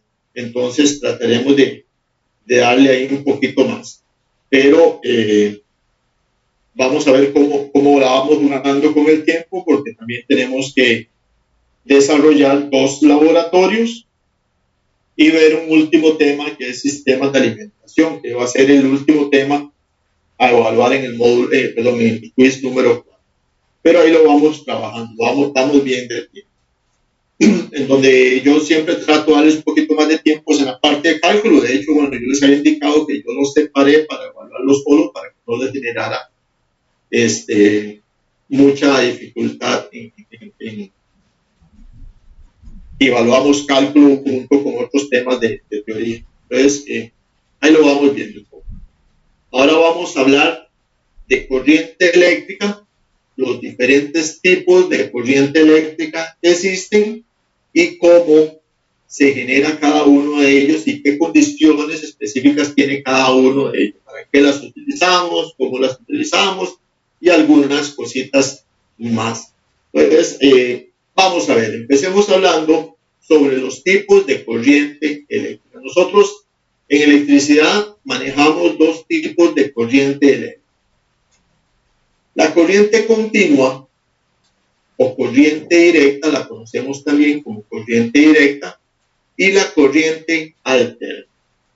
Son diferentes de cómo se producen, son diferentes de cómo se utilizan y tienen algunas variantes específicas. ¿A dónde utilizamos corriente continua? Pues todo lo que es control y automatismo.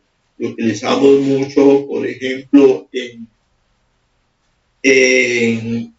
la automotriz. Todo lo que es electricidad automotriz es con corriente continua o corriente directa. O sea, tenemos que identificar bien que es con continua directa significa lo mismo. Se utilizan los 2 términos.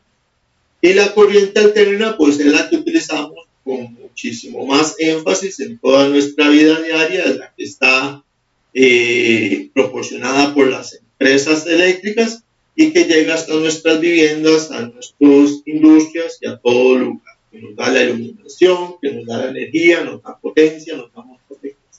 Entonces, la alterna tiene muchísimo más utilización porque tiene características específicas.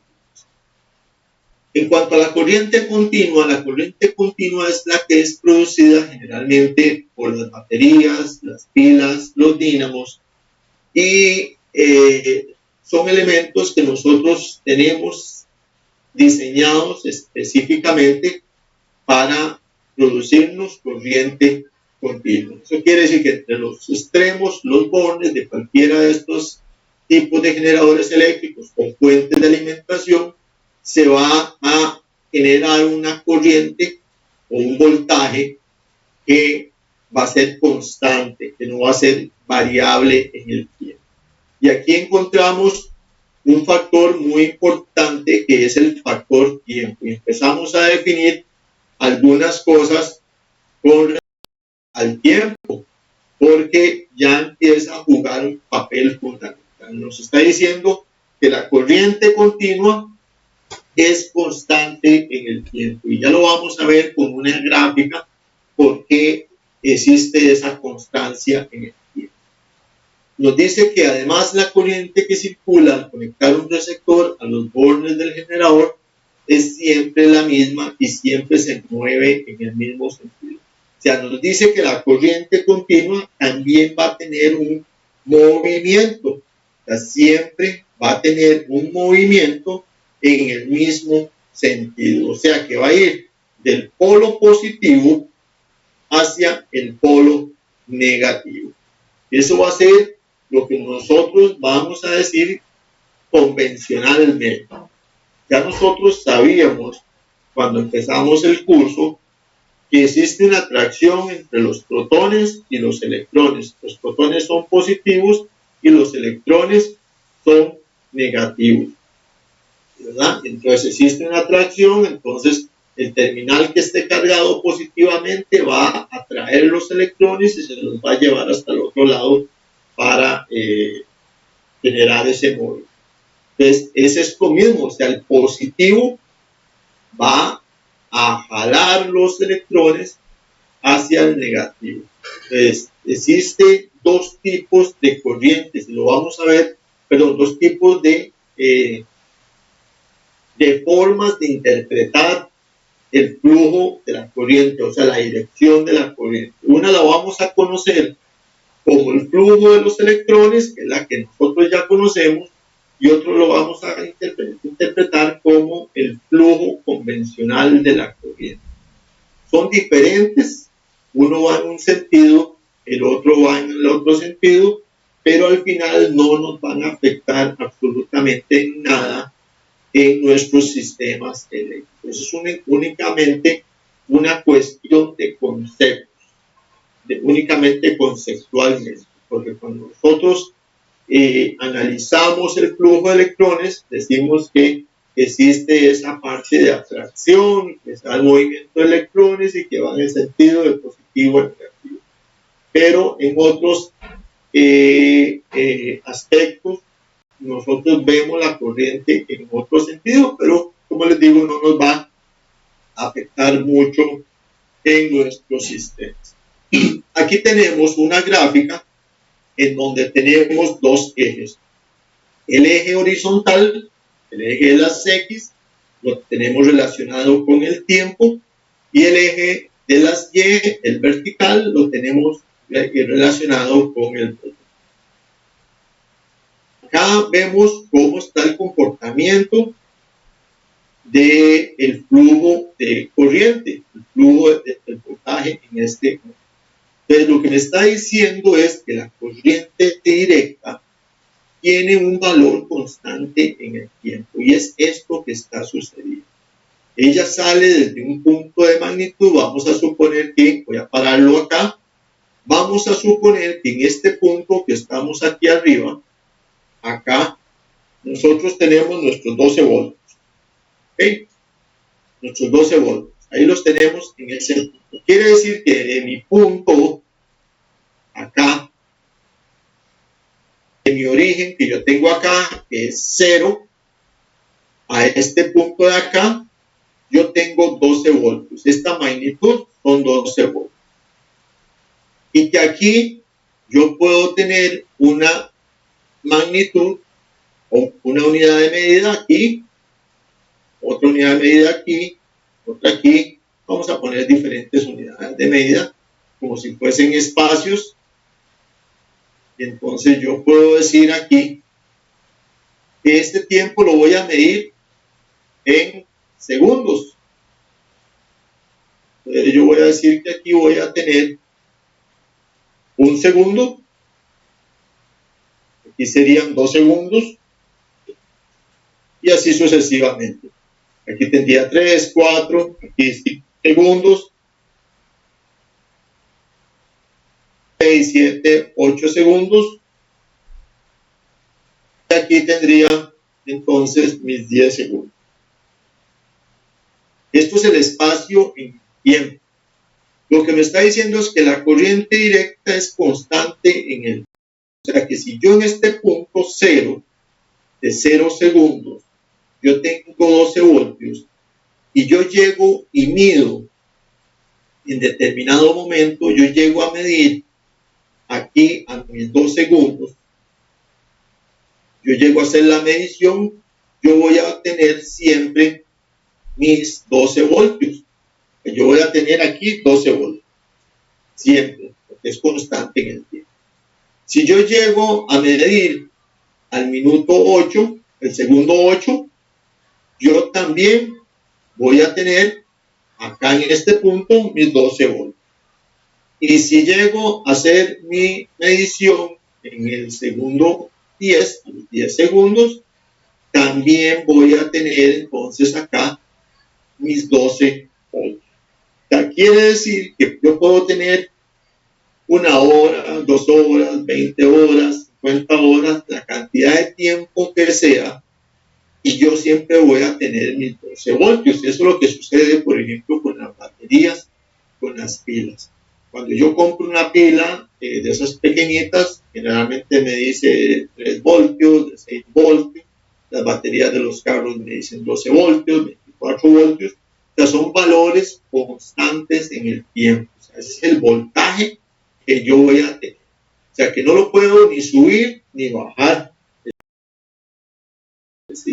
Obviamente, generalmente las baterías, digamos, de los carros no están a 12 voltios, van a estar 12.5, 11.8, etcétera, dependiendo del estado en que se encuentre la batería, pero la referencia son los 12 voltios. De lo que me quiere decir es que el voltaje es constante en el tiempo, que no va a tener variación. Que si yo tengo 12 voltios, son 12 voltios. Que si yo tengo 24 voltios, voy a tener 24 voltios. Ahora, ¿qué pasa con la corriente directa?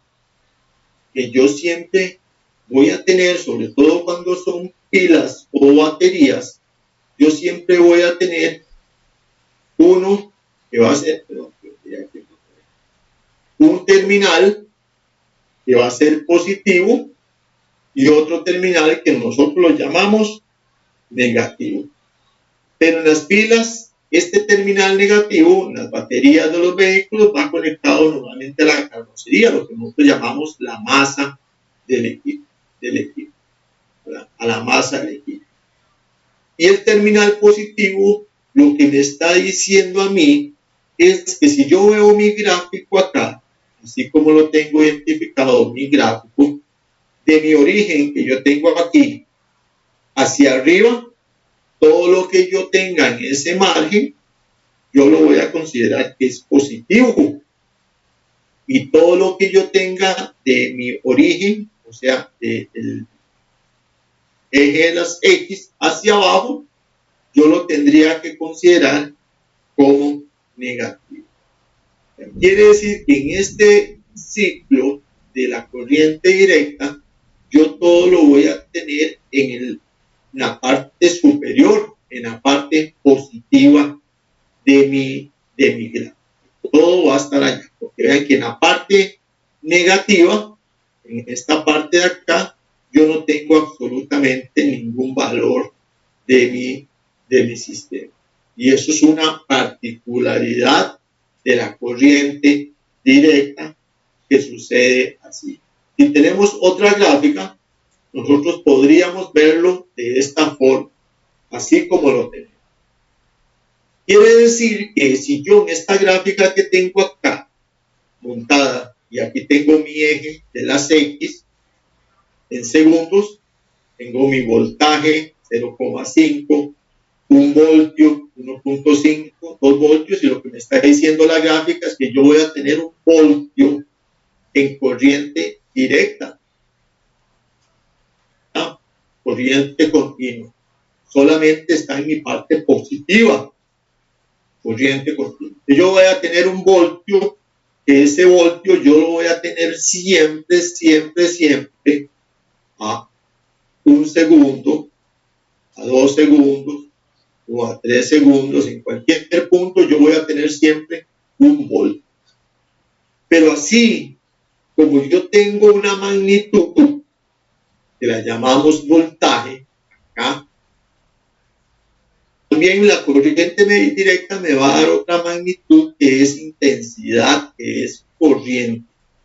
Y que si yo tengo un voltio acá y ese voltio me representa para mi sistema 10 amperios aquí, los 10 amperios que tengo acá, entonces yo voy a tener 10 amperios constantes en mi sistema. Yo voy a tener 10 amperios en cualquier parte de mi sistema, cualquier parte. Pero si yo, lo que quiere decir es que en mi sistema de corriente continua, yo voy a tener un voltaje constante, pero también voy a tener una corriente constante en amperio, las dos magnitudes. Estamos hablando en condiciones nominales, o sea que no exista ninguna carga conectada, porque si existe alguna carga conectada, obviamente se me va a descargar la batería si no tengo un alternador que me esté recargando la batería. Estamos hablando como si no tuviéramos ninguna carga conectada, como si la batería estuviese ahí puesta nada. Entonces siempre voy a tener una magnitud que es el voltaje y voy a tener otra magnitud que es el amperaje, y que esas van a ser constantes en el tiempo. Esa es la condición de la corriente continua, es constante en el tiempo. Entonces, prácticamente todos los circuitos o todos los equipos electrónicos, dispositivos electrónicos, como un ordenador, digamos una computadora, los equipos de sonido, las pantallas de televisión, los hornos microondas, o sea, todos los dispositivos electrónicos que nosotros utilizamos en nuestras viviendas, aunque nosotros los conectamos en el enchufe con la corriente y lo conectamos en corriente alterna que nos está proporcionando la compañía eléctrica, internamente toda su electrónica va a estar funcionando en corriente directa. ¿Por qué? Porque van a tener un transformador que va a hacer la conversión de esa corriente, la va a reducir. Vamos a tener un sistema adicional después del transformador, que es por medio de un puente de diodos, que va a convertir esa corriente alterna en corriente directa. Vamos a tener una etapa de filtrado, una etapa, etcétera, y vamos a obtener diferentes voltajes en corriente continua para trabajar toda la electrónica de la computadora o el equipo que estemos trabajando. Entonces, en realidad, nuestros equipos, solo la alimentación va a ser en corriente alterna. Toda su parte interna va a estar trabajando en corriente directa. ¿Por qué? Porque nos da mucha facilidad, primero, para trabajar con corrientes bajas que no nos van a generar cortocircuitos muy elevados, que nos van a dañar las tarjetas. Los componentes electrónicos, los chips, los capacitores, los triacs, los diodos, todos los elementos electrónicos trabajan con corriente continua, y entonces por eso necesitamos hacer esa conversión para que trabaje la tarjeta electrónica. lo que hacemos es convertir esa corriente alterna en corriente directa para que trabaje toda la electrónica de nuestro circuito. En cuanto a la corriente alterna, este tipo de corriente es la producida por los alternadores, los generadores de corriente alterna, y es la que se genera en las centrales eléctricas de las compañías distribuidoras. O sea, las empresas que nos dan el servicio eléctrico son las que nos están proporcionando esta corriente alterna que llega hasta nuestras casas. Particularidad de la corriente alterna es que es de más fácil generación y de más fácil transportación. O sea, podemos trasladarlas desde zonas alejadas. Normalmente la corriente se genera en zonas muy alejadas, donde las empresas realizan sus embalses, sus plantas de generación, y tienen que traerla durante muchos kilómetros a largas distancias, a traerlas a los centros de población para hacer la distribución. O sea, son muchos kilómetros de cables de distribución de energía. Si nosotros hiciéramos esto con corriente directa, pues no tendríamos cómo realizarlo, porque la corriente directa la tenemos siempre en voltajes muy pequeños y la potencia también es muy pequeña. O sea, no nos permite conectar elementos de mucha carga.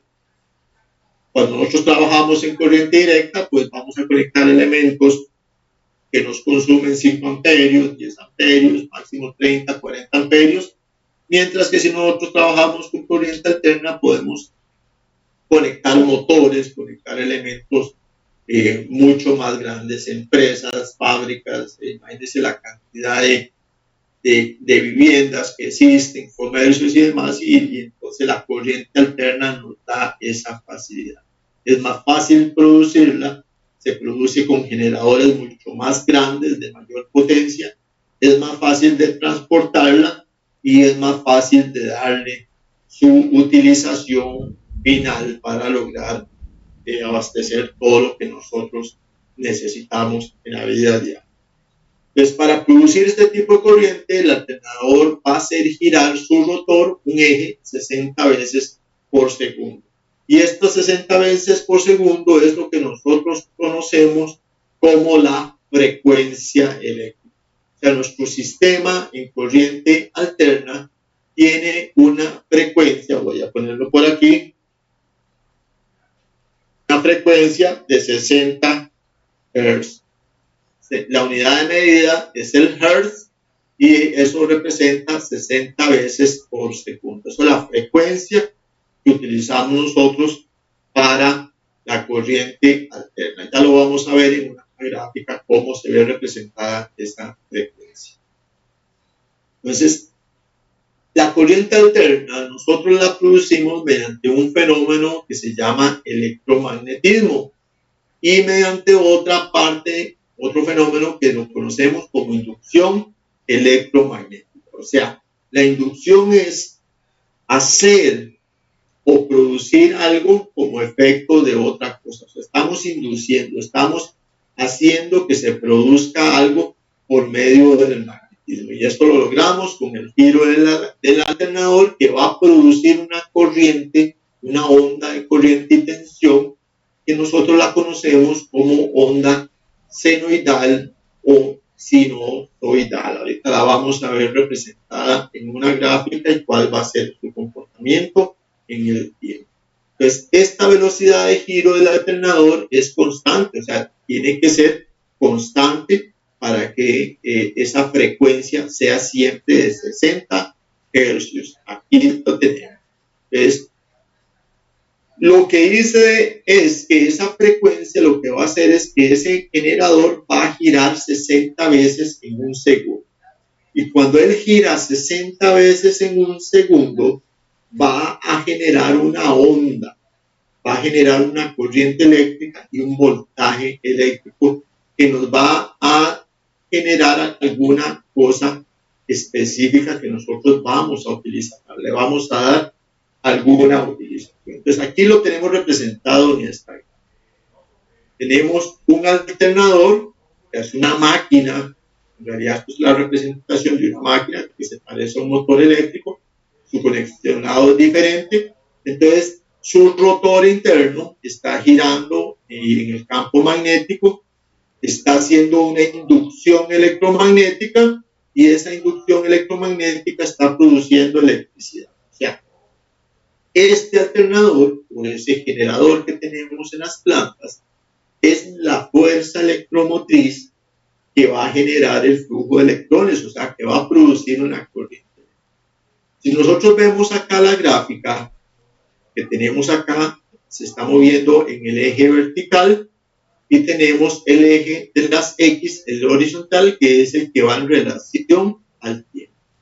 La onda senoidal pasa a pasar por aquí, por el origen. Aquí pasa por el origen, sube hasta un pico máximo, que llamamos pico positivo, porque está en la parte positiva de la gráfica. Luego baja nuevamente al origen y se devuelve hasta un pico negativo. Este pico negativo está en la parte negativa de la gráfica.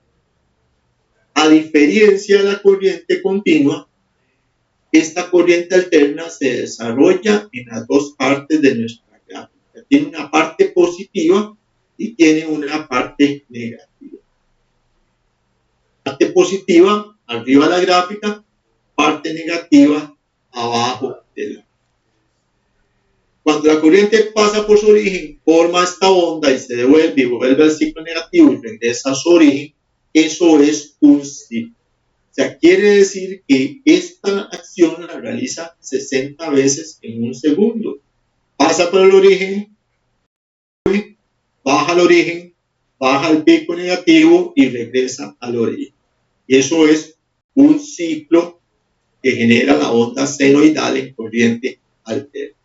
Si lo vemos acá, exactamente es esto. Esto es nuestro ciclo en corriente alterna. Sale del origen, llega a su pico positivo, máximo positivo, regresa al origen, baja al pico negativo o máximo negativo y regresa al origen. Todo este espacio, desde aquí hasta aquí, es un ciclo. Esto va a suceder 60 veces en un segundo. 60 veces en un segundo está sucediendo esto en nuestra casa, en nuestra computadora, en este momento en nuestro bombillo. Entonces, ¿qué quiere decir esto? Que hay un ciclo positivo y hay un ciclo negativo. Quiere decir que en algún momento los electrones van a tener la reacción que estamos viendo aquí abajo en la gráfica. En un momento van a ir hacia la derecha y luego se devuelven a la izquierda. Van hacia la derecha y se devuelven hacia la izquierda. Eso quiere decir que en realidad ese bombillo que nos está iluminando a nosotros está encendiendo y está apagando. Está encendiendo y está apagando. Está encendiendo y está apagando. Lo que pasa es que esto está sucediendo 60 veces en un segundo. O sea, nuestro ojo no tiene la posibilidad de captar ese movimiento tan rápido, pero está sucediendo. Es precisamente porque la corriente alterna, una parte positiva y una parte negativa, tiene eso que se llama alternancia, por eso se llama alterna. Se está alternando de su parte positiva a su parte negativa y así sucesivamente 60 veces en un segundo. Eso es por qué se llama corriente alterna, porque tiene las dos partes del ciclo, el ciclo positivo y ciclo negativo. ¿Entienden, muchachos? Sí, señor, profe. Claro, Sí, claro. Sí, señor, profe. Sí, profe. Claro, profe, claro. Perfecto. Profe, consulta. Sigamos entonces, seguimos con corriente. Dime. Entonces, digamos, por eso cuando uno utiliza un cargador, o qué sé yo, se va a cargar el celular desde una batería, es más rápida la carga que cargarlo desde un enchufe.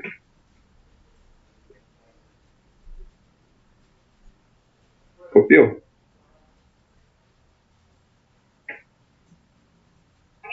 Casi no te copié la pregunta, entonces se te corta ahí.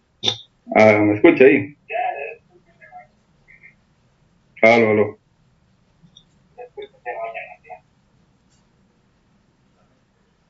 Aló. No, se te corta, no te entendí. No se oye. Ahí sí. El compañero, bro, escucha. Sí, que le decía que sí, por eso es que, digamos, cuando uno Es que carga... están dos hablando al mismo tiempo, entonces se les corta. Ahí me escucha. Ahí sí.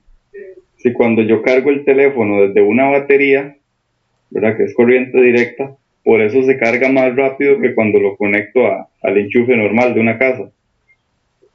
Por ese movimiento que tiene la alternancia de la corriente alterna, valga la redundancia. Más o menos te entendí. Lo que medio te entiendo es como que algo de carga, o sea, como que quiere cargar una batería o algo del enchufe de la casa, algo así. ¿Por qué carga más rápido? Dice que carga más rápido si usted lo conecta a una batería que directamente al chonco.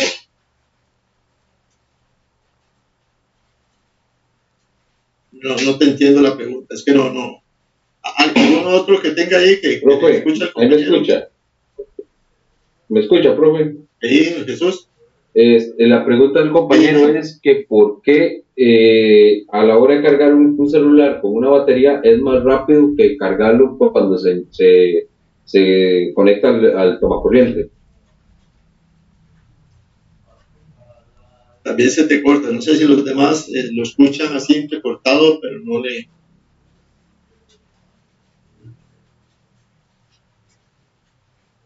¿Pequeña? Es que la pregunta del compañero es que, digamos, la alternancia esa que uno siente en la corriente, digamos, de una casa, no es la misma que tiene uno al conectar el teléfono a una batería, aparte. Por ejemplo, bueno, a mi pensar debería ser igual. No tiene nada que ver porque el cargador tiene un convertidor, pero el compañero o sea, la consulta del compañero es si afecta en algo se conecte el celular a la corriente de la casa o a una corriente, a una batería externa.